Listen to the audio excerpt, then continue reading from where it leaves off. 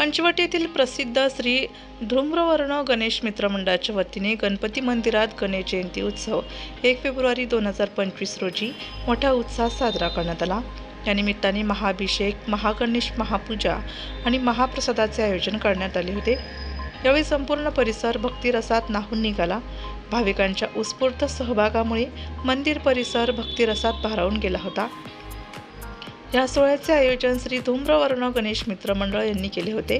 गणेश भक्त, ग्रामस्थ आणि भाविकांनी या उत्सवाला मोठ्या संख्येने उपस्थित राहून गणरायाचे दर्शन घेतले। गणपती बाप्पा मोरया या जयघोषात संपूर्ण वातावरण भक्तिमय झाले।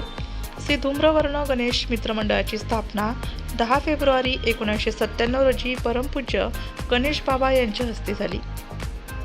त्यावेळी मंदिर उभारणीपासून ते आजपर्यंत मंडळाने सातत्याने सामाजिक, धार्मिक आणि सांस्कृतिक उपक्रम राबवत भाविकांची सेवा केली आहे।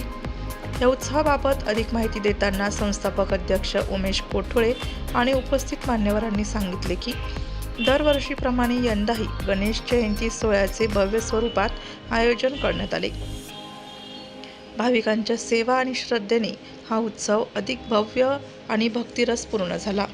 सालाबाद प्रमाणे यावर्षी देखील श्री धूम्रवर्ण गणेश मंडळातर्फे गणेश जयंती निमित्त विविध कार्यक्रमांचे आयोजन करण्यात आलेले आहे। आज सकाळी गणेशाची विधिवत पूजा करण्यात आली। त्याच्यानंतर 11 वाजता पालखी सोहळा पार पडला। पालखी सोहळ्यानंतर आरती झाली, नंतर खिचडी वाटपाचा कार्यक्रम झाला आणि आता पुन्हा सायंकाळी 7 वाजता महाआरती आणि त्याच्यानंतर 56 भोग नैवेद्य दाखवण्यात येणार आहे आणि नंतर महाप्रसादाला सुरुवात करण्यात येणार आहे। धूम्रवर्ण गणेश मंदिराच्या माहिती द्यायची झाली तर या मंदिराची स्थापना 10 फेब्रुवारी 1997 रोजी परमपूज्य गणेश बाबांच्या हस्ते झाली आणि विशेष म्हणजे गणेश बाबांच्या हातून ही सर्वात शेवटच्या मूर्तीची स्थापना झालेली आहे मंदिराची।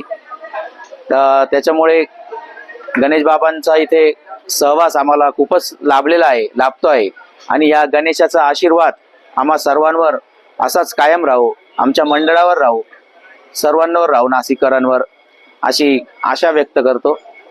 धन्यवाद। कार्यक्रमाची रूपरेषा अशी आपली धूम्रवर्ण गणेश मंदिराची सकाळी नैवेद्य महाआरती होती, त्यानंतर पालखी सोहळा होतो, नंतर रात्री महाप्रसाद होतो। तरी सर्व नागरिकांनी परिसरातल्या महाप्रसादाला येण्याचे करावे। धन्यवाद। नाशिक लोकशाही न्यूज ब्युरो रिपोर्ट, नाशिक।